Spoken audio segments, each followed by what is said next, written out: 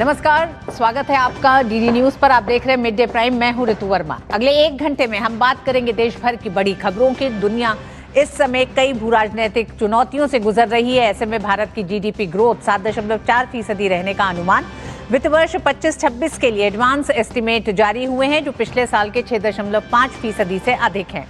ये वृद्धि आर्थिक मोर्चे पर देश के लिए सकारात्मक संकेत है। जानेंगे विस्तार से इस बढ़त के कारण और परिणाम विशेषज्ञों से। साथ ही होगी बात भारत के स्वाभिमान गाथा की। सोमनाथ स्वाभिमान पर्व का आज से शुभारंभ हुआ है। दिखाएंगे कैसी चल रही है सोमनाथ में तैयारियां। पीएम मोदी ने तस्वीरें साझा कर कहा कि हमारी आस्था सदियों से अडिग रही है। साथ ही बताएंगे आपको दिल्ली के तुर्कमान गेट उपद्रव मामले में खंगाले गए हैं सीसीटीवी और वीडियो से आ रही है क्या ताजा जानकारी।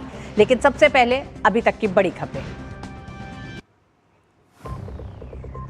देश के अडिग संकल्प को दर्शाते सोमनाथ स्वाभिमान पर्व का शुभारंभ। प्रधानमंत्री ने कहा, अनेक आक्रमण के बावजूद और सशक्त हुई सांस्कृतिक एकता की भावना। लोगों से सोशल मीडिया पर सोमनाथ यात्रा की तस्वीरें साझा करने का आग्रह।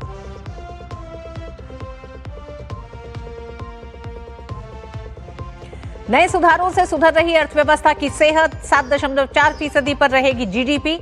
भाजपा का राहुल गांधी पर हमला। कहा, अर्थव्यवस्था को डेड इकोनॉमी कहने वालों के मुंह पर करारा तमाचा।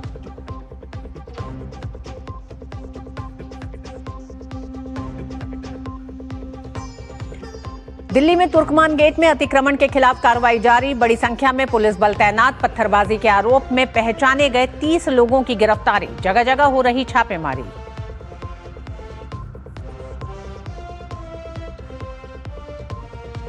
पश्चिम बंगाल में बीजेपी की चुनावी सरगर्मी तेज। संगठन से जुड़े मामलों पर बातचीत के लिए आज से 2 दिन के दौरे पर बीजेपी अध्यक्ष जेपी नड्डा।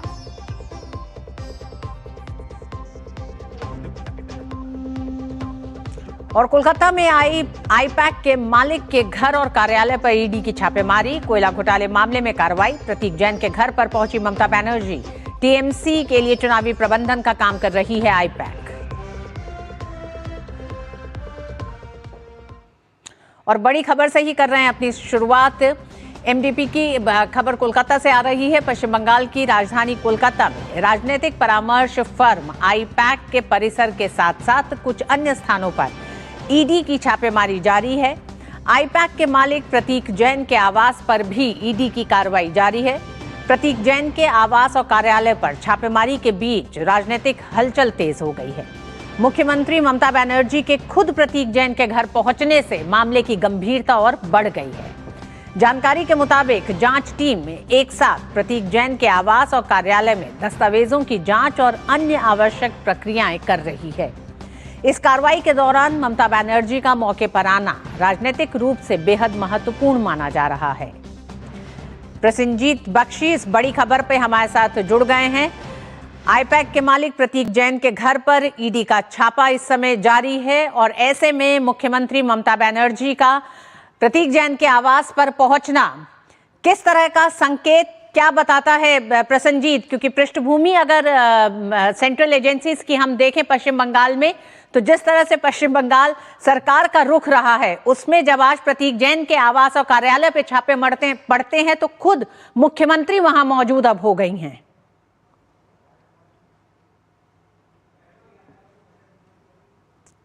नहीं रितु, देखिए अब तक चुनाव हम देखे हैं जी। हम जानते थे कि हर जो पॉलिटिकल पार्टी है तो हर पॉलिटिकल इलेक्शन ऑफिस हुआ करता था जी। हम लोकल एरिया पे देखते थे कि पॉलिटिकल पार्टी का एक है। अब चाहे वो बीजेपी का हो, उसके पहले जनसंघ का हो, या वामपंथियों का हो, या कांग्रेस का हो, या जब 1998 में तृणमूल कांग्रेस बनाया गया था, जब इस तरह की इलेक्शन मैनेजमेंट का कोई कॉन्सेप्ट नहीं हुआ करता था, तो हम देखते थे लोकल एरिया ऑफिस, चुनावी कार्यालय था। तो वहां से इलेक्शन मॉनिटर किया जाता था, इलेक्शन ऑपरेट किया जाता था, चाहे वो किसी भी तरह का इलेक्शन हो।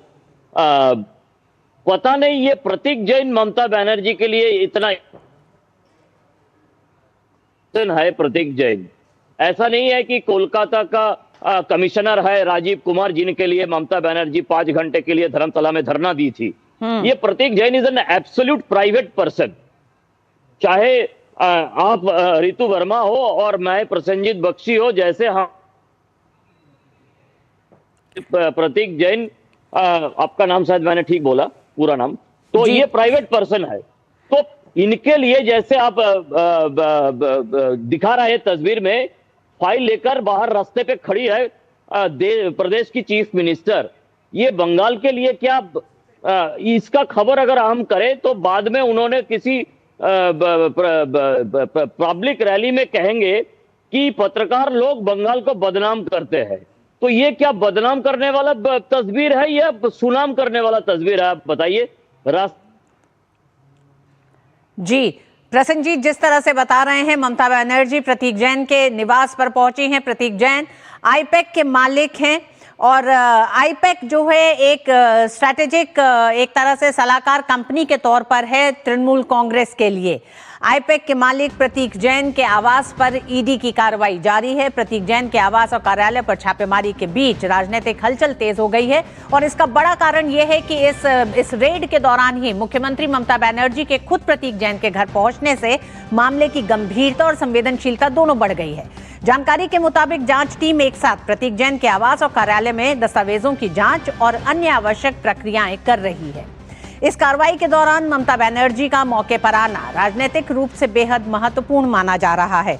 महत्वपूर्ण कई लिहाज से, क्योंकि अतीत में कई ऐसी घटनाएं हुई हैं जिसमें केंद्र की जांच एजेंसियां जब पश्चिम बंगाल पहुंची हैं, तो जिस तरह से पश्चिम बंगाल सरकार, प्रशासन और टीएमसी कार्यकर्ताओं और टीएमसी के लोगों का जिस तरह का विरोध रहा है, उस कड़ी में अगर हम आज की घटना को देखें तो ये महत्वपूर्ण हो जाता है कि जिस तरह से प्रतीक जैन के आवास और कार्यालय पे, आईपैक के कार्यालय पे जब ईडी की छापेमारी होती है, कुछ दस्तावेजों को खंगाला जाता है, तो ऐसे में जब ममता बनर्जी खुद प्रतीक जैन के आवास पर पहुंच जाती हैं, मामला इसलिए बड़ा बन जाता है क्योंकि प्रतीक जैन एक प्राइवेट एंटिटी हैं। आईपैक एक वो संस्था है जो टीएमसी को स्ट्रैटेजिक मामलों में एक तरह से सलाह दे रही है और इसकी स्थापना की गई, इसकी शुरुआत की थी प्रशांत किशोर ने।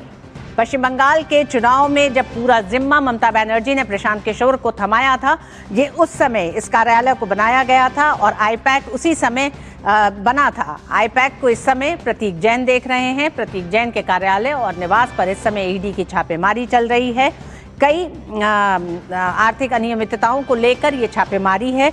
ऐसे में मुख्यमंत्री ममता बनर्जी का प्रतीक जैन के निवास पर पहुंचना, और ममता बनर्जी ने इस कार्रवाई को राजनीतिक उत्पीड़न बताया है। उन्होंने कहा है कि ये केंद्र के इशारों पर इस तरह से काम किया जा रहा है। उनका कहना है कि पार्टी दस्तावेज और रणनीति चुराने आई है।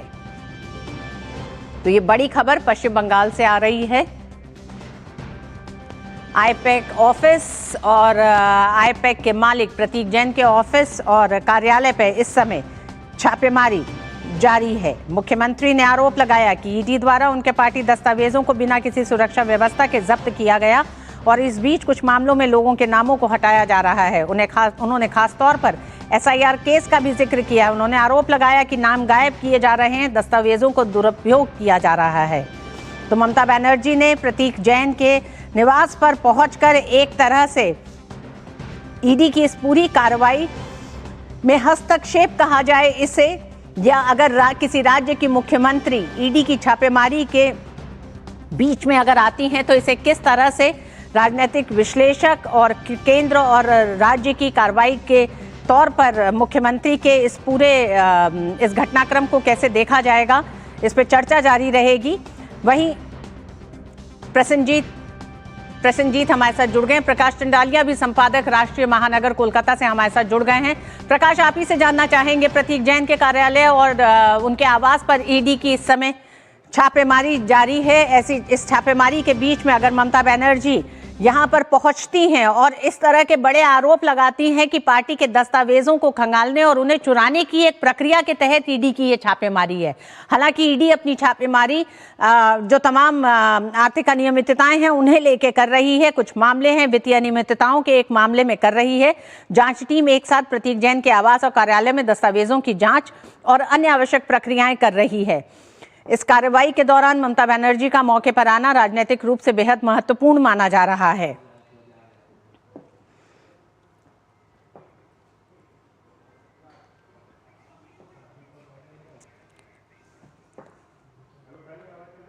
ममता बनर्जी ने यह भी कहा कि उन्हें इस तरह की कार्रवाई की पहले से सूचना थी, इसलिए पार्टी से जुड़े सभी हार्ड डिस्क और जरूरी डेटा पहले ही सुरक्षित कर लिया गया था ताकि किसी भी प्रकार की जब्ती से पार्टी के आंतरिक कार्यों और रणनीतियों को नुकसान ना पहुंचे। उन्होंने कहा कि उनका आईटी ऑफिस पहले भी निशाने पर रहा है और वो खुद वहां जाकर पूरी स्थिति की समीक्षा करेंगी। मुख्यमंत्री ने साफ कहा कि ये देखना उनकी जिम्मेदारी है कि कार्रवाई किस उद्देश्य से और किस स्तर पर की जा रही है। तो राज्य सरकार के तमाम महकमे, प्रशासन के तमाम अधिकारी दरकिनार करते हुए मुख्यमंत्री खुद ईडी की इस छापेमारी में एक तरह से पूछताछ तफ्तीश करने के लिए ईडी से पहुंची हैं कि ईडी की छापेमारी क्यों हो रही है। कई बड़े सवाल खड़े करता है मुख्यमंत्री ममता बनर्जी का खुद प्रतीक जैन के आवास पर पहुंचना। प्रसन्नजीत बख्शी कोलकाता से हमारे साथ जुड़ गए हैं। प्रकाश चंडालिया संपादक राष्ट्रीय महानगर हमारे साथ जुड़ गए हैं। प्रकाश, इस घटना को कैसे देखा जा रहा है? मुख्यमंत्री ममता बनर्जी का खुद प्रतीक जैन की इस ईडी की छापेमारी के बीच में प्रतीक जैन के घर पहुंचना। देखिए, दिल्ली की एक टीम आई है जो पश्चिम बंगाल का बड़ा ही कुख्यात एक घोटाला हुआ, कोयला घोटाला। यूं तो घोटालों की लंबी फहरिस्त है पश्चिम बंगाल सरकार में। जब से ममता बनर्जी की सरकार आई है बहुत सारे घोटाले हुए हैं, लेकिन कोयला घोटाला भी जिसमें एक अहम घोटाला है। आज इस घोटाले की तफ्तीश करने के लिए जब पूरी टीम आई और ईडी के अधिकारी जब वहां प्रतीक जैन जो आईपीएक और एक एजेंसी है जो ममता बनर्जी की पार्टी की चुनावी रणनीतिकार है, उनके कार्यालय पर और उनके दफ्तर पर, उनके जो प्रतीक जैन उसके डायरेक्टर हैं, उनके निवास स्थान पर जब इन लोगों ने तफ्तीश शुरू की, छापा मारा, दिल्ली से अधिकारी आकर के जांच कर रहे थे, भारी सुरक्षा व्यवस्था थी। और जैसे ही ये न्यूज फैलती है मीडिया के माध्यम से, तब ममता बनर्जी आनन फानन पे वहां पहुंच जाती हैं। कलकत्ता पुलिस के कमिश्नर पहुंच जाते हैं। और ऋतु, ये पहली घटना नहीं है, इसके पहले भी आपको याद होगा कई वर्ष पहले जब राजीव कुमार के साथ एक कोई मामला ऐसा हुआ था, उस वक्त भी ममता बनर्जी वहां पर पहुंच गई थी। तो ये उनका पुराना इतिहास रहा है। लेकिन सवाल ये है कि ये जब कोयला घोटाले की जांच हो रही है उसमें ममता बनर्जी को इतनी घबराहट क्यों है? जब वो प्रतीक जैन के लाउडन स्ट्रीट स्थित कार्यालय पर जाती हैं, खाली हाथ जाती हैं, और एक प्रकार से कहें तो मीडिया को उन्होंने धकियाने की भी कोशिश की। कुछ पत्रकारों ने जब उनसे सवाल पूछा तो उनको प्रकार से हल्का सा धक्का दिया गया। वे अंदर जाती हैं और आनन फानन में लौट कर आती हैं और उनके हाथ में एक हरे रंग की फाइल होती है जो इस वक्त हमारे स्क्रीन पर दर्शक देख पा रहे हैं। इस फाइल के अंदर उन्होंने कहा कि कीमती कागजात हैं, हार्ड डिस्क वगैरह हैं। उन्होंने केंद्र सरकार पर और विशेष करके माननीय गृह मंत्री अमित शाह जी पर बहुत से नेस्टी और नॉटी शब्द का प्रयोग किया। भारतीय जनता पार्टी पर उन्होंने कागजात चुराने के आरोप लगाए और उसके बाद में वो तुरंत चली जाती हैं सेक्टर 5 में, जहां पर आईपैक का पूरा कार्यालय है, वहां से वही ऑपरेट करते हैं। वहां विशाल संख्या में केंद्रीय वाहिनी मौजूद है और ममता बनर्जी वहां पे पहुंच गई हैं। पूरे बिल्डिंग की लिफ्ट बंद कर दी गई है, सिर्फ एक लिफ्ट चालू है। उनकी पार्टी के कई मंत्री वगैरह भी पहुंच गए हैं। बड़ा माहौल गर्म है इस वक्त।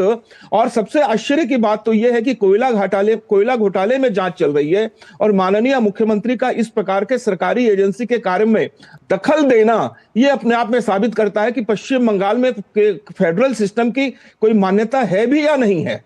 बहुत सारे प्रश्न खड़ा करता है ये। बिल्कुल प्रकाश जी, और आईपैक चीफ प्रतीक जैन के घर और ऑफिस पर ये रेड जारी है जिसमें ममता बनर्जी पहले प्रतीक जैन के घर लाउडन स्ट्रीट जहां उनका घर है वहां पहुंची और फिर उसके बाद सॉल्टलेक स्थित आईपैक के ऑफिस में पहुंची हैं। और जिस तरह से वो इस समय माइक लेके उन्होंने एक फाइल हाथ में लेके अपना इसको बयान ही कहें या टीएमसी कार्यकर्ताओं तो इस बयान के जरिए वो संदेश क्या देना चाह रही हैं? प्रकाश ऋतु मैं एक और जोड़ना चाहूंगा कि उनके हाथ में तो फाइल थी बिल्कुल हरी वाली, जो निश्चित रूप से उनके कीमती कागजात होंगे। लेकिन इस वक्त आईपैक के दफ्तर के नीचे एक प्राइवेट गाड़ी खड़ी है, उसमें डिक्की में और उसके सामने की सीटों पर बहुत सारी सरकारी फाइलें मौजूद हैं।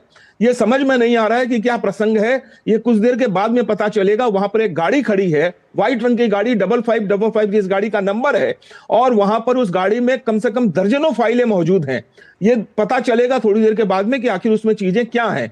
ममता बनर्जी जिस प्रकार से अपने उग्र तेवर के लेकर के पूरे देश में जानी जाती हैं, अभी तो जांच चल रही है, ईडी का कोई बयान नहीं आया है, और जांच के दौरान इस प्रकार उनका बीच में पहुंच जाना, और फिर उसके बाद में सेक्टर 5 जो वहां से कम 15 किलोमीटर दूर है, वहां आनन फानन में पहुंच जाना, और जांच में एक प्रकार से कहें तो इसे हम सरकारी कार्य में बाधा के रूप में भी देख सकते हैं।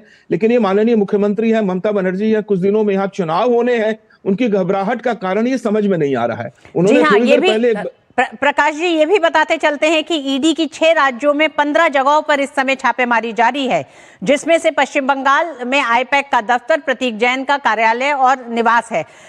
दूसरी बात प्रकाश जी, आपसे ये भी जानना चाह रहे थे, ममता बनर्जी इस समय मौजूद हैं आईपैक के दफ्तर के बाहर, लेकिन प्रकाश जी दर्शकों को ये पता होना चाहिए कि आखिर आईपैक और आईपैक के मालिक प्रतीक जैन क्यों इतने अहम हो जाते हैं ममता बनर्जी के लिए। प्रशांत किशोर ने आईपैक की शुरुआत की थी, हम जानते हैं ये दफ्तर और प्रतीक जैन की अहमियत, क्योंकि ये अहमियत दिखाई देती है कि ममता बनर्जी खुद चल के आई हैं वहां तक, मुख्यमंत्री पश्चिम बंगाल। बड़ा बारीक फर्क है। जब प्रारंभिक तौर पर ममता बनर्जी आज वहां लाउडन स्ट्रीट पहुंचती हैं, तो वो सीधे तौर पर यह कहते हैं कि ये हमला उनकी पार्टी पर है, ये छापा नहीं है, ये उनकी पार्टी पर हमला है, और चुनाव के दहलीज पर पूरी पश्चिम बंगाल पहुंच चुका है, पूरा राज्य पहुंचा हुआ है। इसलिए वो पहले इसको पार्टी, एक प्रकार से कहें तो सीधे शब्दों में अगर कहें तो वे भारतीय जनता पार्टी और केंद्रीय सरकार पर यह आरोप लगाना चाहती है कि ऐसी छापामारी के माध्यम से उनकी पॉलिटिकल पार्टी के कागजात जो है वो चोरी करने की कोशिश की जा रही है। चोरी शब्द का भी उन्होंने प्रयोग किया है। लेकिन मजे की बात तो यह है कि आईपैक कोई तृणमूल पार्टी का सदस्य नहीं है। आईपैक तृणमूल का एक हायर की हुई एक एजेंसी है, जो चुनाव में उन्हें अपने रणनीति में देती है, उनको अपने एक स्ट्रेटेजिस्ट के रूप में उनको सेवाएं देती है। पहले प्रशांत किशोर देते थे, अभी प्रतीक जैन उसको आईपैक के कर्णधार है, वो दे रहे हैं। इसलिए इसको पार्टी के साथ जोड़ना, तृणमूल के साथ जोड़ना, यह बड़ी आश्चर्यजनक घटना है। यह आईपैक एक चुनावी रणनीतिकार है, और इसके अपने बहुत निकट संबंध है जो ममता बनर्जी के भतीजे अभिषेक बनर्जी हैं उनके साथ में। शायद यही कारण है कि ममता बनर्जी का दर्द कुछ अधिक है। उनका कहना है कि प्रतीक जैन उनकी पार्टी के इंचार्ज हैं, पार्टी को हाईजैक करने की कोशिश की जा रही है ईडी के इस छापे के साथ। देखिए आईपैक वो आईटी के, उनके पार्टी के इंचार्ज नहीं है, वो आईटी के इंचार्ज हो सकते हैं, आईटी के इंचार्ज हो सकते हैं। लेकिन सवाल यह है कि ईडी का छापा किसी चुनावी कारणों से नहीं है। ईडी का जो छापा है वो कोयला घोटाले को लेकर के है। और अभी की मैं ताजा खबर आपको बताऊं कि अभी एक गाड़ी के अंदर में पूरा बोरा पैक करके काफी फाइलें लेकर के पुलिस वहां से निकली है। ये ताजा खबर है। हम आपको बता दें कि ईडी ने ये सर्च ऑपरेशन शुरू किया है। ये कहा जा रहा है आईपैक का दिल्ली में हुए फाइनेंशियल फ्रॉड केस में कोई कनेक्शन है या नहीं। ईडी सूत्रों के मुताबिक ये छापा दिल्ली में कोयला तस्करी मामले में दर्ज एक पुराने केस से जुड़ा है। 5 घंटे बाद भी पूछताछ लगातार जारी है। इस बीच ही ममता बनर्जी प्रतीक जैन के घर और ऑफिस दोनों पहुंची हैं। ममता बनर्जी के हाथ में एक हरे रंग की फाइल है, जिसे लेकर वो ये कह रही हैं, आरोप लगा रही हैं कि उनकी पार्टी को हाईजैक करने की कोशिश की जा रही है। आईपैक एक तरह से उनको चुनावी सलाह देता है, क्यों प्रकाश जी, यही माना जाएगा आईपैक टीएमसी को? बिल्कुल, आईपैक सिर्फ चुनावी रणनीतिकार है, जो चुनाव पर उन्हें सलाह देता है, कई नई स्कीम्स योजनाएं लागू करनी है, चुनाव कैसे लड़ना है, इन सारे प्रसंगों पर केवल एक सलाहकार की भूमिका आईपैक की है। ठीक है, समय समय पर उनको पार्टी की सलाह दी जाती होगी, और लेकिन उनकी पार्टी का कोई सदस्य तो नहीं है। मुझे नहीं लगता है कि प्रतीक जैन तृणमूल पार्टी के कोई कार्यकर्ता होंगे। जी, तो ममता बनर्जी का प्रतीक जैन के घर ऑफिस पहुंचना और ये कहना कि पार्टी को हाईजैक करने की कोशिश की जा रही है, एक बात तो साफ है प्रकाश जी कि ये मामला बहुत संवेदनशील है। ममता बनर्जी को जरूर कोई खतरा है। उनको लगता है कि आईपैक के दफ्तर और प्रतीक जैन के घर और ऑफिस से कुछ ऐसी चीजें जरूर बरामद होने जा रही हैं जो ममता बनर्जी की चिंताओं को और बढ़ा रही हैं। बहुत बहुत धन्यवाद प्रकाश जी इस पूरे विषय पर बात करने के लिए, विस्तार से समझाने के लिए कि आईपैक के खिलाफ ईडी की छापेमारी आखिर क्यों ममता बनर्जी के लिए एक बड़ा सिरदर्द लेके आ रही है। मिड डे प्राइम में वक्त एक छोटे से ब्रेक का है।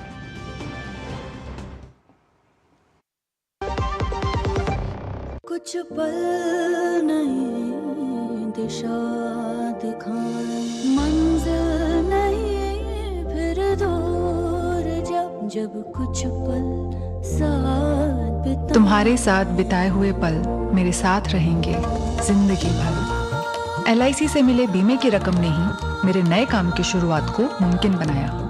कुछ पल का साथ बन जाता है जिंदगी भर का साथ। LIC हर पल आपके साथ।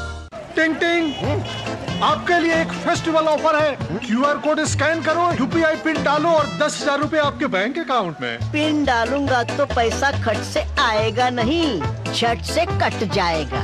मैं मूर्ख नहीं हूँ। तालियां। UPI कहता है UPI पिन पैसे भेजने के लिए होता है, पाने के लिए नहीं। इस बात को याद रखें और कहें मैं मूर्ख नहीं।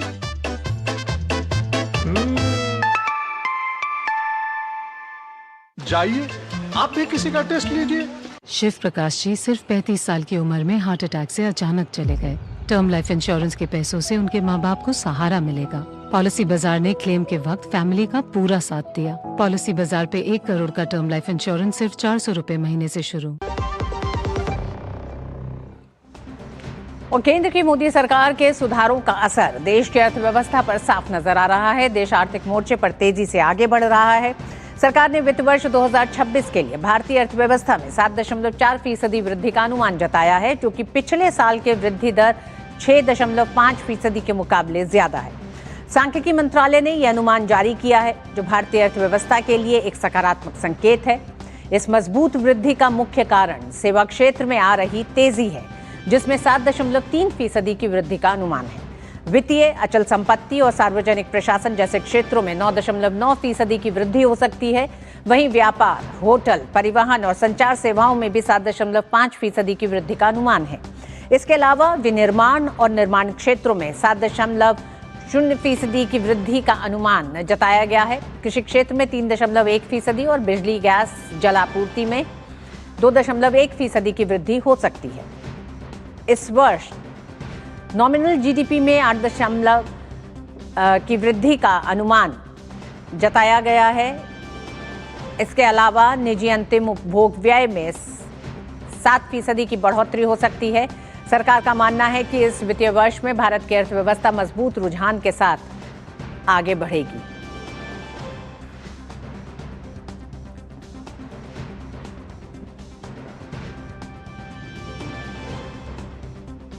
और ताजा अनुमान पर पीएम मोदी ने सोशल मीडिया पोस्ट में कहा, ये NDA सरकार के व्यापक निवेश प्रोत्साहन और मांग आधारित नीतियों की वजह से संभव हुआ है। प्रधानमंत्री ने कहा, चाहे वह बुनियादी ढांचा हो, विनिर्माण प्रोत्साहन हो, डिजिटल सार्वजनिक सेवाएं हो या व्यापार करने में आसानी, हम एक समृद्ध भारत के अपने सपने को साकार करने के लिए काम कर रहे हैं। सेवा क्षेत्र में हुई तेजी को मुख्य प्रेरक कारक बताया गया है। इसमें वित्तीय सेवाएं, रियल एस्टेट, पेशेवर सेवाएं और सार्वजनिक प्रशासन शामिल है। और वित्त वर्ष 2025-26 में इन क्षेत्रों में स्थिर कीमतों पर 9.9% की मजबूत वृद्धि दर्ज की गई है। वहीं प्रसारण सेवाओं में 7.5% की बढ़ोतरी का अनुमान है और पूंजी निर्माण की वृद्धि 7.8% रह सकती है। और ताजा आंकड़ों के बाद भाजपा एक बार फिर राहुल गांधी के डेड अर्थव्यवस्था यानी डेड इकोनॉमी वाले बयान को लेकर हमलावर है। शहजाद पूनावाला ने कहा कि राहुल गांधी झूठों के नवाब हैं, विदेश जाकर भारत की बदनामी करते हैं। हमारी इकोनॉमी एक जलता हुआ दीपक है अंधकार में ग्लोबल अनसर्टेनिटीज के वातावरण में। फिर भी कुछ लोग क्या कहते हैं, इंडियन इकोनॉमी इज डेड। वो ट्रम्पेट करते हैं इस लाइन को। वो बर्लिन जाकर भारत की बदनामी करते हैं, भारत की मैन्युफैक्चरिंग की, इकोनॉमी की। ये भारत विरोधी लोग हैं जो मोदी विरोध में, भारत विरोध में बोलते हैं, कभी सेना के खिलाफ, कभी संविधान के खिलाफ, कभी लोकतंत्र के खिलाफ और अभी हमारी आर्थिक शक्ति के खिलाफ। ऐसे propagandist, leader of propaganda, LOP को, ऐसे LOP राहुल गांधी जो लीडर ऑफ प्रोपेगेंडा है, इनको माफी मांगनी चाहिए। वो और रघुराम राजन लगातार झूठ फैलाते थे, अब उनको दिखाई दे रहा है कि भारत की अर्थव्यवस्था कैसे ग्रो कर रही है। पूनावाला ने भारत की GDP विकास दर के 7.4% रहने के अनुमान को उन लोगों के लिए करारा तमाचा बताया जो भारतीय अर्थव्यवस्था को डेड घोषित कर रहे थे। इकोनॉमी इज डेड कहने वाली लॉबी के मुंह पर करारा तमाचा है, क्योंकि भारत की अर्थव्यवस्था भारत की इकॉनमी 7.4% की ग्रोथ रेट से ग्रो करेगी, ये आंकड़ा आ चुका है। हमने देखा है कि भारत की अर्थव्यवस्था लगातार सबसे तेजी से बढ़ने वाली बड़ी अर्थव्यवस्था कई वर्षों से है। 8.2% का भी ग्रोथ रेट दर्ज किया है। हमने देखा है कि 11th से 5th और 4th पोजीशन और 3rd पोजीशन की ओर जाने के लिए अग्रसर है हमारी इकॉनमी। हमने देखा है कि highest manufacturing, highest exports, highest foreign exchange reserves, lowest NPA, lowest inflation, ये हमारी इकॉनमी के कोर स्ट्रेंथ है। हमारी इकॉनमी एक जलता हुआ दीपक है। और जीडीपी का ताजा एस्टिमेट किस तरह से भारतीय अर्थव्यवस्था के लिए सकारात्मक संकेत दे रहा है, इस पर विस्तार से बात करने के लिए हमारे आर्थिक संपादक अजय मिश्र हमारे साथ जुड़ रहे हैं, साथ ही डॉक्टर चरण सिंह, प्रख्यात अर्थशास्त्री और सीईओ इग्रो। डॉक्टर चरण सिंह, आपका भी बहुत बहुत स्वागत है। Over to you Ajay. नमस्कार। सबसे पहले चरण सिंह सर, आपसे यही सवाल कि ये जो आंकड़े आए हैं 7.4%, ये कितने उत्साहजनक हैं इस चीज़ को देखते हुए कि पूरी दुनिया में जब हम ग्रोथ एस्टिमेट्स की बात करते हैं तो इंडिया लगातार कुछ सालों से सबसे तेज़ रफ्तार अर्थव्यवस्था बना रहा है और 7.4 जो कि पिछले साल के 6.5 से बेहतर और बेहतरीन कह सकते हैं आप इस अनिश्चितता के बीच में। तो किस तरह से आप इन जीडीपी नंबर्स को देखते हैं? मैं आपके साथ प्रोग्राम में बता रहा हूँ कि देश इस टाइम पे बहुत अच्छी गति और प्रगति पे है। वही चीज सामने उभर कर आ रही है और मैं इतना प्रसन्न हूँ कि ये फर्स्ट एस्टिमेट्स लोहड़ी से पहले आए हैं। ये बहुत ही खुशी वाला माहौल है और इन एस्टिमेट्स का मैं आपको दावे से कह सकता हूँ कि इन्होंने 7.3% एडवांस एस्टिमेट कहा है। पूरा साल इन्होंने आगे रिवाइज होना है, ये इससे कहीं आगे जाएंगे और उसके दो कारण हैं। एक तो जो नीतियां इतने अच्छे तरीके से फिस्कल पॉलिसी की, direct taxes, indirect taxes, infrastructure, गति शक्ति, मॉनेटरी पॉलिसी आप ले लीजिए, जिस तरीके इंटरेस्ट रेट कम हो रहा है, फाइनेंशियल सेक्टर जिस तरीके से बैंकिंग इंडस्ट्री इतना स्ट्रांग हो रहा है। अभी भी आप आंकड़े देखिए, क्रेडिट जो बैंकिंग सेक्टर से जा रहा है बहुत अच्छी रफ्तार पे जा रहा है। इन नीतियों के कारण बहुत बड़ी उछाल ग्रोथ में आ रही है। दूसरी बात, प्रधानमंत्री जी ने मई में नीति आयोग में विकसित भारत की बात पूरे प्रदेशों को कही थी। अभी हाल ही में कुछ दिन पहले इन्होंने बजट से पहले मीटिंग ली प्रधानमंत्री जी ने, उसमें भी उन्होंने विकसित भारत की बात कही। जहां पर देश का प्रधानमंत्री विकसित भारत को इतनी गहराई से और इतने नजदीकी से देख रहा है कि 20-22 साल में हम लोगों ने एडवांस इकोनॉमी बनना है, प्रधानमंत्री उसमें नजर टिका के बैठे हैं, तो इसका ऑब्वियस इम्पैक्ट यही होने वाला है, ग्रोथ होगी। कौन कौन से सेक्टर में ग्रोथ हो रही है वो भी एक देखने वाली चीज है। मैन्युफैक्चरिंग में हो रही है और मैन्युफैक्चरिंग में तो बहुत अच्छी उछाल से हो रही है। एमएसएमईज को भी उसमें बेनिफिट होने वाला है। दूसरा, ट्रेड एंड सर्विसेज में बहुत ज्यादा एडवांटेज आ रही है क्योंकि फाइनेंशियल सेक्टर इतना स्ट्रांग चल रहा है, ट्रेड एंड सर्विसेज को बहुत एडवांटेज मिल रही है। मैं देख रहा था ट्रेड एंड होटल्स की जो ग्रोथ रेट चल रही है वो 6.1 से 7.5 और जो फाइनेंशियल सेक्टर रियल एस्टेट में चल रही है वो चल रही है 7 से 9.9 और जो पब्लिक एडमिनिस्ट्रेशन डिफेंस में चल रही है 8.9 से 9.9। बहुत अच्छी ग्रोथ के ये संकेत है। जो रिजर्व बैंक ने आंकड़े दिए थे कि तीसरी तिमाही में हम लोग 7% और चौथी तिमाही में हम लोग 6.5% से ग्रो करेंगे। मैं आपको दावे से कह सकता हूं कि जिस तरीके थर्ड क्वार्टर पूरा व्यतीत हुआ है, फेस्टिवल्स का क्वार्टर है, जिस तरीके एडवांस्ड एस्टिमेट्स बाकी के पैरामीटर्स के आ रहे हैं, हम लोग 7 से ऊपर जाएंगे। और जो फोर्थ क्वार्टर है आमतौर पे थोड़ा धीमा होता है, 6.5 का है, उसमें भी आगे जाएंगे। तो मेरा अनुमान है कि जो हम लोग का पूरा वर्ष का एस्टिमेट आएगा वो 3.5 या 7.3 जो इनका एस्टिमेट है उससे कहीं ज्यादा आएगा। डॉक्टर चरण, बिल्कुल अर्थव्यवस्था की तेज रफ्तार पर भी बात करेंगे और माफी चाहेंगे, आपको रोकना चाहेंगे। सीधे हम रुक करेंगे इस समय भारतीय जनता पार्टी की प्रेस कॉन्फ्रेंस। बदलाव हो रहे हैं, हम सब जानते हैं, ग्लोबल लेवल पे काफी टर्मोइल हो रहे हैं, इकोनॉमी, जियोपॉलिटिक्स सभी में। द्वितीय विश्व युद्ध के बाद जो आर्थिक ढांचा उभर कर हम सबके सामने आया था वह पूरी तरह से चरमरा गया है और उसकी जड़ें भी हिल रही हैं। ऐसी स्थिति में जो देश इस चुनौती से अपने आप को उभार पाएगा वही आने वाले समय में वैश्विक शक्ति, आर्थिक शक्ति के रूप में खड़ा होगा। यह महत्वपूर्ण है कि ऐसे चुनौतीपूर्ण वातावरण में भारत काफी अच्छा प्रदर्शन कर रहा है। हम सबके सामने ही कल जो जीडीपी एडवांस एस्टीमेट आए हैं वह इस बात को दर्शाते हैं कि किस तरह भारत की अर्थव्यवस्था मजबूती के साथ आगे बढ़ रही है मोदी जी के नेतृत्व में। अगर हम जीडीपी के रेट को देखें, जो पूरे साल का एस्टीमेट है वो 7.54% का है, लेकिन इसमें महत्वपूर्ण है कि एक ट्रेंड है। Q4 जो लास्ट ईयर का Q4 का जीडीपी ग्रोथ रेट था वह 7.4% था। इस साल का, इस फाइनेंशियल ईयर का जो Q1 का ग्रोथ रेट है वह था 7.8% और Q2 8.2%, यानी Q4 लास्ट ईयर का 7.4%, फर्स्ट Q1 इस साल का 7.8% और Q2 सभी एस्टिमेट्स को तोड़ते हुए 8.2% की जीडीपी ग्रोथ रेट के साथ भारत की अर्थव्यवस्था तेजी से आगे बढ़ी। और केवल यह जो ग्रॉस जो जीडीपी बढ़ रहा है उसमें मैन्युफैक्चरिंग सेक्टर का सपोर्ट है, 7% ग्रोथ का एस्टिमेट है।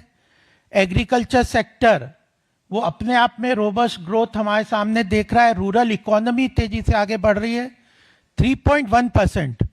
कंस्ट्रक्शन सेक्टर जिसमें लेबर इंटेंसिव है, एम्प्लॉयमेंट जनरेशन के लिए कंस्ट्रक्शन सेक्टर बहुत महत्वपूर्ण है। इंफ्रास्ट्रक्चर और हाउसिंग सेक्टर्स, ऐसे सभी सेक्टर्स तेजी से ग्रोथ के रूप में आगे बढ़ रहे हैं। 7% की ग्रोथ एस्टिमेटेड है। सर्विसेज सेक्टर जो भारत वैश्विक स्तर पे अपनी अलग पहचान बना रहा है उसमें 9.1% की ग्रोथ है। और एक और महत्वपूर्ण बात जो चैलेंज, चुनौती के रूप में हमारे सामने रहती थी कि प्राइवेट फिक्स्ड कैपिटल फॉर्मेशन, वह तेजी से रिवाइव होने का एस्टिमेट है। और बैंकिंग सेक्टर स्ट्रांग है और क्रेडिट अपटेक भी काफी बढ़ गया है। तो ग्रॉस फिक्स्ड कैपिटल फॉर्मेशन जो एक चुनौती के रूप में हमारे सामने था वह 7.8% से राइज कर रहा है। तो यह सारी चीजें बड़ी महत्वपूर्ण एडवांस एस्टिमेट ने बताई है। और इसके साथ अगर हम आज के समय के मैक्रो इकोनॉमिक पैरामीटर्स अगर देखें तो भारत एफडीआई जो अट्रैक्ट कर रहा है वो हाईएस्ट है। Highest FDI is being attracted in India. और जीएसटी कलेक्शन मंथली, जबकि जीएसटी रेट सरकार ने नेक्स्ट जेन रिफॉर्म्स के अंदर इनडायरेक्ट टैक्स के अंदर जीएसटी रेट्स ड्रास्टिकली कम किए, उसके बाद भी मंथली लेवल पे जीएसटी कलेक्शन बढ़ रहा है। और दिसंबर का जो जीएसटी कलेक्शन है 1,77,000 करोड़ का जीएसटी कलेक्शन है। एक्सपोर्ट, ग्लोबल चैलेंजेस हमारे सामने हम देखते हैं हर रोज, प्रोटेक्शनिज्म की तरफ world economy trade and tariff के रूप में बढ़ती जा रही है।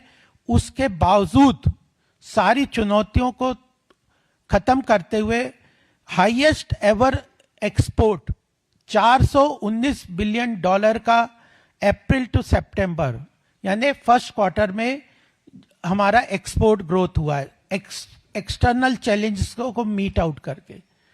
और आम आदमी के लिए जो महंगाई दर है वह सबसे महत्वपूर्ण है, चाहे फूड इन्फ्लेशन है या वो है, वह 1% से भी कम है, 0.71% का इन्फ्लेशन है। फिस्कल डेफिसिट, अर्थव्यवस्था की मजबूती के लिए जो महत्वपूर्ण आयाम है मैक्रो इकोनॉमिक पैरामीटर के रूप में, वह फिस्कल डेफिसिट जो है वो एस्टिमेटेड है कि 4.4%, जो आरबीआई का टारगेट था, गवर्नमेंट का टारगेट था कि 4.5% से नीचे फिस्कल डेफिसिट रखेंगे, वह 4.4% का एस्टिमेटेड जो फिस्कल डेफिसिट टारगेट है। और वह तब जब इस साल बजट में, जो पिछला गया बजट है उसके अंदर डायरेक्ट टैक्स में ड्रास्टिक रिडक्शन हुआ था और जो बेसिक एग्जम्पशन टैक्स की लिमिट है वो सरकार ने बढ़ा के लगभग 12 लाख रुपए की annual direct tax collection rate को कम किया। जीएसटी भी कम हुआ है और भारत की अर्थव्यवस्था थर्ड लार्जेस्ट इकोनॉमी की तरफ मजबूती से आगे बढ़ रही है। कल प्रधानमंत्री मोदी जी ने अपने ट्वीट में यह महत्वपूर्ण बात कही है कि इंडिया की रिफॉर्म एक्सप्रेस ये सस्टेन करना, इस जीडीपी ग्रोथ रेट को सस्टेन करना महत्वपूर्ण है और उसके लिए कंटिन्यूअस रिफॉर्म्स करने होंगे। तो प्रधानमंत्री ने कमिटेड रूप से यह ट्वीट किया है कि India's reform express will continue and NDA policy on the economic front will be comprehensively dealt to strengthen the economy. चाहे वो गवर्नमेंट का इन्वेस्टमेंट पुश हो पब्लिक सेक्टर अंडरटेकिंग के माध्यम से या infrastructure direct expenditure of the central government हो, और सरकार कोशिश कर रही है और उसमें सफलता भी प्राप्त कर रही है कि डिमांड पुश हो। अगर इकोनॉमी में कंज्यूमर डिमांड होगी, रूरल सेक्टर में डिमांड होगा, तो इकोनॉमी के अंदर इन्वेस्टमेंट भी आएगा और इकोनॉमी आगे तेजी से बढ़ेगी। इंफ्रास्ट्रक्चर ग्रोथ स्टोरी तो हम सबके सामने है, किस तरह रोड्स बन रहे हैं, एयरपोर्ट्स बन रहे हैं, जो वाटरवेज बन रहे हैं, और मैन्युफैक्चरिंग सेक्टर खासकर एमएसएमई में सरकार का जबरदस्त पुश है। और उस एमएसएमई सेक्टर, मैन्युफैक्चरिंग सेक्टर के अगर हम पुश को देखें तो कुछ सेक्टर्स ऐसे आइडेंटिफाइड तेजी से बढ़ रहे हैं जो देश को वैश्विक स्तर पे स्थापित कर रहे हैं। डिफेंस में हम लोगों का तेजी से जो सेक्टर है उसमें ग्रोथ हो रहा है, प्राइवेट इन्वेस्टमेंट आ रहा है। Almost more than around 70% of our domestic requirement of defence sector is being manufactured inside India. Space technology, space sector में काफी तेजी से बढ़ोतरी हो रही है। 100 से ऊपर जो स्टार्टअप इकोसिस्टम के अंतर्गत स्पेस में नई नई इंडस्ट्रीज आ रही हैं। प्राइवेट सेक्टर काफी तेजी से इसमें, सरकार ने डिफेंस और स्पेस को काफी खोल दिया है। और अभी एक शांति बिल लेके आए जिसमें न्यूक्लियर सेक्टर को भी प्राइवेट इन्वेस्टमेंट के लिए खोल दिया है। तो nuclear energy, space technology, defence sector और ऐसे महत्वपूर्ण सेक्टर सेमीकंडक्टर, ऐसे सेक्टर्स के ऊपर सरकार बड़ी तेजी से फोकस कर रही है ताकि हमारी अर्थव्यवस्था तेजी से बढ़े। डिजिटल ट्रांजैक्शन सरकार देश में काफी तेजी से बढ़ रही है और प्रधानमंत्री ने कहा कि हमारा फोकस है ईज ऑफ डूइंग बिजनेस, जिसमें एडमिनिस्ट्रेटिव रिफॉर्म्स कमीशन बना दी गई है जो करप्शन फ्री और एडमिनिस्ट्रेटिव सेक्टर्स को स्मूथन करने के लिए सजेशंस देगी, उसको इम्प्लीमेंट किया जाएगा। Redundant law, almost 1500 redundant laws को रिपील कर दिया गया है और आइडेंटिफाई होंगे जो लॉज रिपील होने लायक है, रिडंडेंट है, उनको हटा दिया जाएगा। हमने अभी देखा रिसेंटली लेबर कोड जिसका नोटिफिकेशन हो गया या ईज ऑफ डूइंग बिजनेस में, इसका इम्पैक्ट आने वाले समय में बहुत तेजी से आने वाला है। एम्प्लॉयमेंट जनरेशन में, ईज ऑफ डूइंग बिजनेस में, स्मॉल बिजनेसेस के लिए काफी इसमें न्यू लेबर कोड के माध्यम से सहूलियत दी जा रही है। और आईबीसी जो एक तरीके से बिग टिकट रिफॉर्म जीएसटी के साथ हमारे देश में इंप्लीमेंट किया गया था 2016 में, उसके लिए एक अमेंडमेंट पूरी तरह से, उसमें जो कुछ जिस तरह जीएसटी नेक्स्ट जेन रिफॉर्म्स के माध्यम से सिंप्लीफिकेशन किया और कई तरह के रजिस्ट्रेशन वगैरह के रिफॉर्म्स के, उसी तरह आईबीसी में भी एक मेगा रिफॉर्म सरकार अमेंडमेंट के रूप में लेके आ रही है।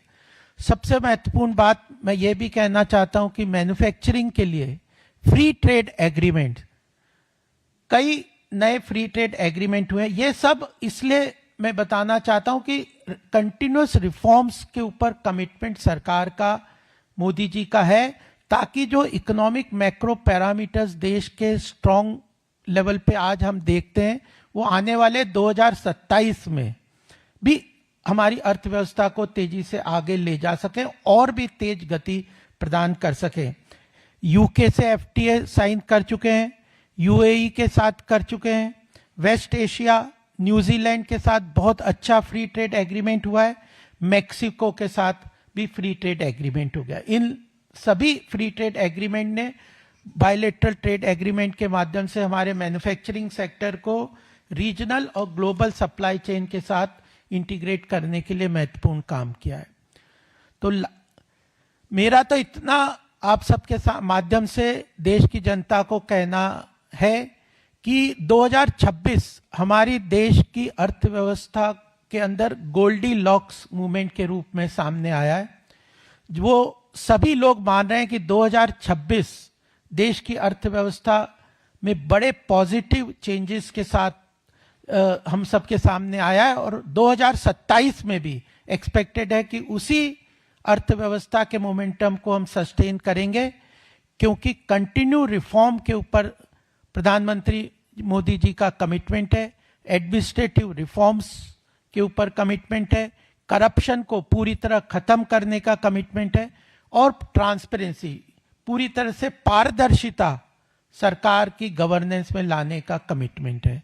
तो इसी कारण मैं आज आपके सामने इस बात को रेखांकित करना चाहता हूं कि ये जो एडवांस एस्टिमेट है ये देश की अर्थव्यवस्था को मजबूती को दर्शा रहे हैं और इसी के साथ अगर आपके कोई प्रश्न होंगे तो मैं लेने को तैयार हूं।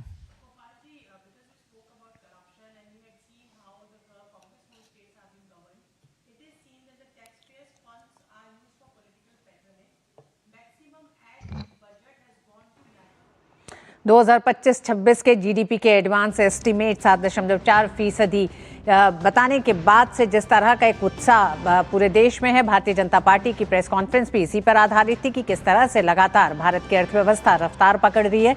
तमाम मोर्चों पर सुधार ने एक तरह से सुधार के प्रति सरकार का जो कमिटमेंट है वो आगे भी जारी रहेगा। प्रधानमंत्री ने खुद कहा कि भारत की अर्थव्यवस्था में सुधार एक्सप्रेस लगातार रफ्तार पकड़ेगी। वक्त एक छोटे से ब्रेक का है, ब्रेक के बाद खबरें अभी और भी हैं, देखते रहिए मिड डे प्राइम।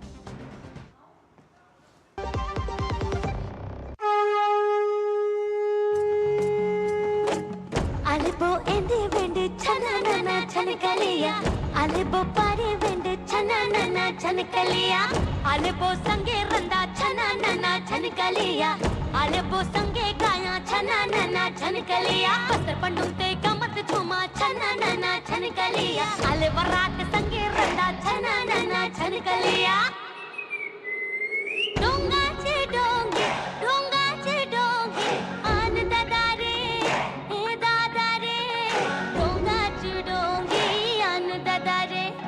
ढोल गलते गणस में तेरे बेला डिला कछ मिटा गोटल बसर दस रावड़ा निकाय सोबत निल्ला ए गांगा लाट सगरी में हम पुरखा तो दे आए जंगल माटी डोंगरी हामी जीवन नथिया असर पंडुम कमत झूमा ए दादा रे हा दादा रे बस्तर पंडुम रे गमत झूमा दादा रे ए आलेबो संगे रंदा छननना छनगलिया आलेबो संगे गाया छननना छनगलिया बस्तर पंडुम गरबो छननना छनगलिया झूमा नचा गाया छननना छनगलिया झूमा नचा गाया छननना छनगलिया पढ़ता है खेलता है झूलता उछलता है दौड़ता कभी कभी दौड़ कराता है आगे आगे बढ़ता है इंडिया अमूल दूध पीता है इंडिया। टिंग टिंग, आपके लिए एक फेस्टिवल ऑफर है। क्यूआर कोड स्कैन करो, यूपीआई पिन डालो और 10,000 रुपए आपके बैंक अकाउंट में। पिन डालूंगा तो पैसा खट से आएगा नहीं, झट से कट जाएगा। मैं मूर्ख नहीं हूँ। तालियां। यूपीआई कहता है यूपीआई पिन पैसे भेजने के लिए होता है, पाने के लिए नहीं। इस बात को याद रखें और कहें मैं मूर्ख नहीं।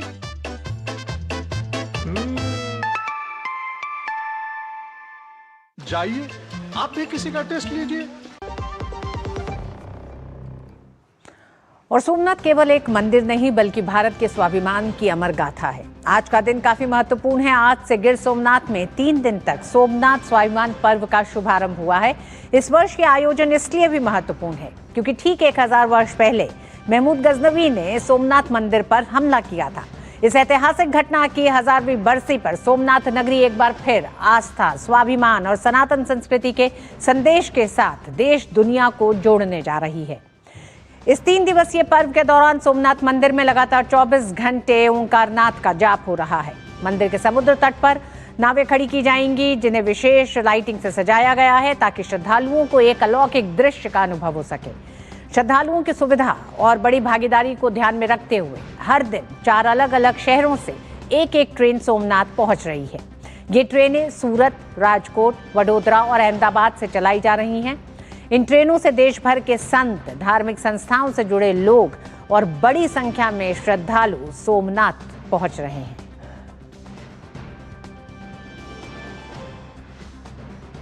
एक 1000 साल पहले जनवरी 1026 में सोमनाथ मंदिर ने अपने इतिहास का पहला आक्रमण झेला था। पीएम मोदी ने सोमनाथ की अपनी पिछली यात्राओं की कुछ तस्वीरें साझा करते हुए सोमनाथ स्वाभिमान पर्व के बारे में संदेश दिया। पीएम ने लिखा कि साल 1026 का आक्रमण और उसके बाद हुए अनेक हमले भी हमारी शाश्वत आस्था को डिगा नहीं सके, बल्कि इनसे भारत की सांस्कृतिक एकता की भावना और सशक्त हुई और सोमनाथ का बार बार पुनरुद्धार होता रहा। इसके साथ ही पीएम ने लोगों से सोमनाथ यात्रा की तस्वीरें #सोमनाथ स्वाभिमान पर्व के साथ शेयर करने का आग्रह भी किया है। एक संदेश के जरिए पीएम ने कहा कि सोमनाथ स्वाभिमान पर्व का यह अवसर भारत माता के उन असंख्य सपूतों को स्मरण करने का पर्व है जिन्होंने कभी अपने सिद्धांतों और मूल्यों से समझौता नहीं किया। समय कितना ही कठिन और भयावह क्यों ना रहा हो, उनका संकल्प हमेशा अडिग रहा। हमारी सभ्यता और सांस्कृतिक चेतना के प्रति उनकी निष्ठा अटूट रही। अटूट आस्था के 1000 वर्ष का ये अवसर हमें राष्ट्र की एकता के लिए निरंतर प्रयासरत रहने की प्रेरणा देता है। पीएम ने आगे लिखा, पीएम ने 31 अक्टूबर 2001 को सोमनाथ में आयोजित एक कार्यक्रम की तस्वीरें भी साझा की। उस वर्ष 1951 में पुनर्निर्मित सोमनाथ मंदिर के उद्घाटन के 50 वर्ष पूर्ण होने का उत्सव मनाया गया था। साल 2001 के कार्यक्रम में तत्कालीन प्रधानमंत्री अटल जी और गृह मंत्री आडवाणी जी और कई गणमान्य लोग शामिल हुए थे। पीएम ने सोशल मीडिया पर बताया कि 1951 में ऐतिहासिक समारोह तत्कालीन राष्ट्रपति डॉक्टर राजेंद्र प्रसाद जी की मौजूदगी में संपन्न हुआ था। सोमनाथ मंदिर के पुनर्निर्माण में सरदार पटेल और केएम मुंशी जी के साथ ही कई महान विभूतियों के प्रयास अत्यंत उल्लेखनीय रहे हैं। पीएम ने कहा कि वर्ष 2026 में हम 1951 में हुए भव्य समारोह के 75 वर्ष पूर्ण होने का भी स्मरण कर रहे हैं।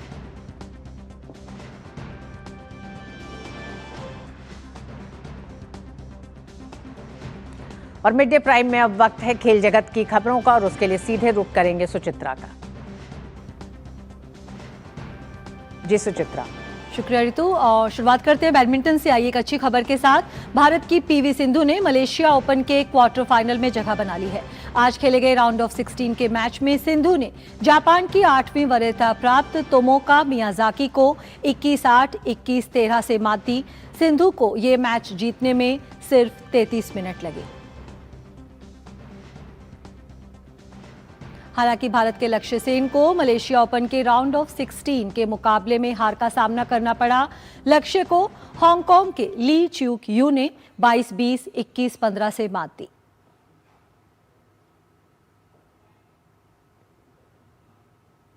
भारत के आयुष शेट्टी को भी मलेशिया ओपन बैडमिंटन टूर्नामेंट के राउंड ऑफ 16 में हार का सामना करना पड़ा। आयुष को चीन के शीर्ष वरीयता प्राप्त खिलाड़ी शी यूकी ने एक कड़े मुकाबले में 21-18, 18-21, 21-12 से मात दी। हालांकि आयुष ने शी यूकी को कड़ी टक्कर दी और ये मैच 1 घंटे 10 मिनट तक चला। भारत की अंडर 19 टीम ने बुधवार को दक्षिण अफ्रीका को तीसरे और आखिरी यूथ वनडे में 233 रन से हरा दिया। इस जीत के साथ ही भारत ने यूथ वनडे सीरीज को क्लीन स्वीप किया। भारत ने सीरीज का पहला और दूसरा मुकाबला भी जीता था। तीसरे वनडे में भारतीय टीम ने वैभव सूर्यवंशी और एरॉन जॉर्ज की शतकीय पारी की बदौलत 50 ओवर में 7 विकेट खोकर 393 रन बनाए। जवाब में दक्षिण अफ्रीका की टीम 35 ओवर में 160 रन पर ऑल आउट हो गई। सीरीज में अपने बल्ले से दमदार प्रदर्शन करने वाले वैभव सूर्यवंशी को प्लेयर ऑफ द सीरीज चुना गया। स्टीवन स्मिथ की कप्तानी में ऑस्ट्रेलिया ने 5वें और आखिरी टेस्ट में इंग्लैंड को 5 विकेट से हरा दिया। इस मैच में जीत हासिल कर ऑस्ट्रेलिया ने एशेज सीरीज को 4-1 से अपने नाम किया। इंग्लैंड की टीम दूसरी पारी में जेकब बेथिल की 154 रन की पारी के दम पर 342 रन बनाकर सिमटी थी, जिससे ऑस्ट्रेलिया को जीत के लिए 160 रन का लक्ष्य मिला। इस लक्ष्य को मेजबान टीम ने 5 विकेट खोकर हासिल कर लिया। अंतिम स्कोर कार्ड रहा इंग्लैंड पहली पारी 384 और दूसरी पारी 342 रन, ऑस्ट्रेलिया पहली पारी 567 और दूसरी पारी में 5 विकेट पर 161 रन। बार्सिलोना ने स्पेनिश सुपर कप के फाइनल में जगह बना ली है। टीम ने सेमीफाइनल में एथलेटिक बिलबाओ को 5-0 से हरा दिया। इस मैच में बार्सिलोना की ओर से राफीना ने 2 गोल किए। हैंसी फ्लिक की टीम ने पूरे मैच में दबदबा बनाए रखा और सिर्फ पहले हाफ में ही 16 मिनट के अंदर 4 गोल कर दिए। दूसरे हाफ में एक और गोल कर बार्सिलोना ने जीत पक्की की। तो खेल की खबरों में फिलहाल इतना ही। वापस चलते हैं ऋतु के पास। बहुत बहुत धन्यवाद सुचिता इन तमाम खबरों के लिए। और मिड डे प्राइम में आज बस इतना ही। मुझे दीजिए अनुमति। डीडी न्यूज़ पे खबरें जारी रहेंगी। नमस्कार।